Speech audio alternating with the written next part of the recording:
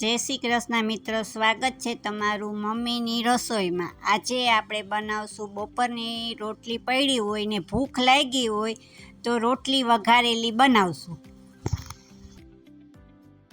વઘારેલી રોટલી બનાવવા માટે આપણે લીધી છે 4 રોટલી લીધી છે, એક નાની ડુંગળી સંભાળી લીધી છે, એક નાનું ટમેટું લીધું છે ને એક મોરું મરચું લીધું છે। આપણે આ રોટલીને કટ કરી લઈશું।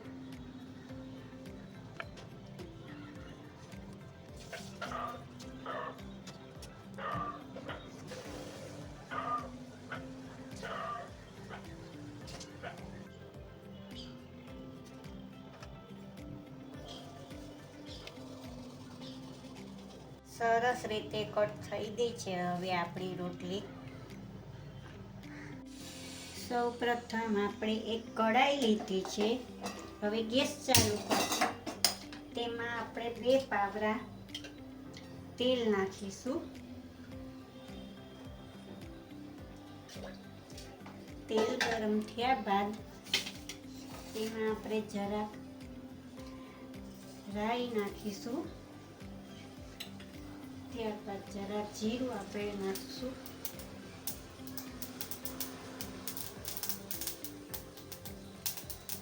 આપણે ગેસ જરાક મીડિયમ કરશું।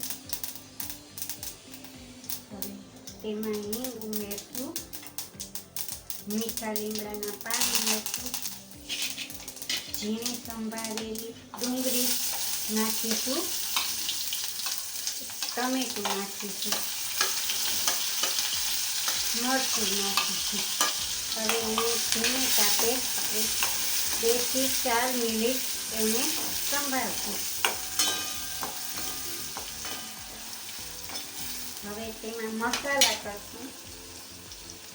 1 અડધી ચમચી મરચાંનો ભૂકો નાખીશું, હળદર પાવડર નાખીશું, ધાણા જીરું પાવડર નાખીશું, સ્વાદ અનુસાર મીઠું। તેને 5 થી 7 મિનિટ આપણે હવે સાતરશું। ધીમે તાપે એને હલાવતું રહેવાનું, નીચે દાજી ના જાય એ માટે ધીમે ધીમે એને આપણે હલાવ્યા કરશું।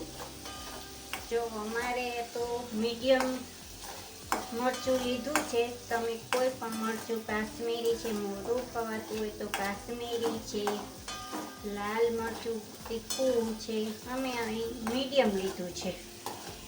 હવે આપણે ડુંગળી ને ટમેટું ને બધું સતરાઈ ગયું છે। હવે તેમાં આપણે કટ કરેલી રોટલી ઉમેરશું।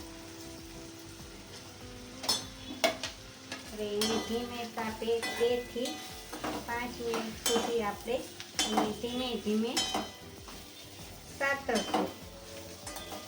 કડક કરવી હોય તો જરાક વધારે સાતરવાની, ને મીડિયમ કરવી હોય તો પછી તેમાં નાખી મિક્સ થઈ જાય ત્યારબાદ તેને ઉતારી લેવાનું। અમારે અહીં ઘરમાં જરાક કડક ખવાય છે એટલે અમે 5-7 મિનિટ એને રહેવા દીધી છે। બધું મિક્સ થઈ જાય ત્યાં લગી ધીમે તાપે હવે આપણી રોટલી બની ગઈ છે।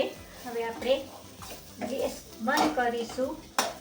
આપણે નીચે ઉતારી એક બાઉલમાં સર્વ કરશું।